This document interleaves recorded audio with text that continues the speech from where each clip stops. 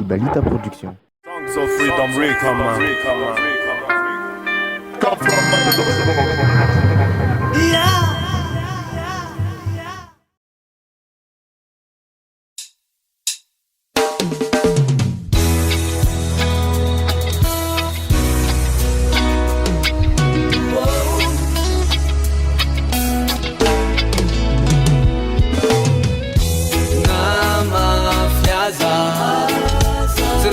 Famulanya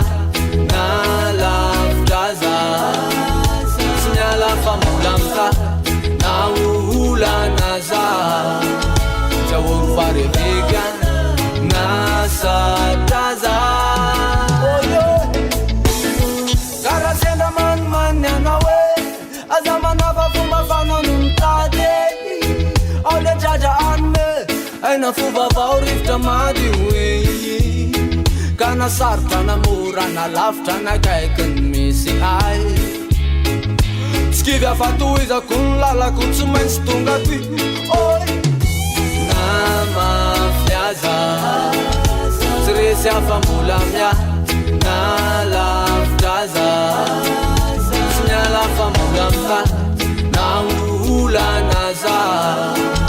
jawon fare vegan na sataza mahala ni atezerana nitaketaka lutsiana tsy mahasindany alahelo mitany sentosento sindrano maso mety afinaritra mety ahasosotra kanefa tsy makivy zany atolorofona hawantra te ho hitanao visavisa na mafyaza tsy resy afamolamya na laftaza sinyala famulamka na uhula naza jawon fare vegan na sataza kanabiri wala elizai nakarari ranifu tewezaiku avadikya fanantenina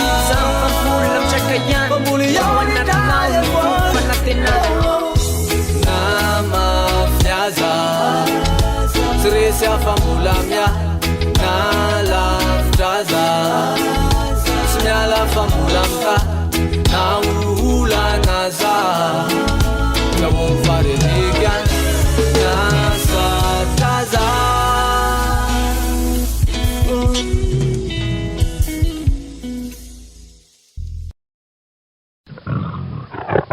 Ibalita Production.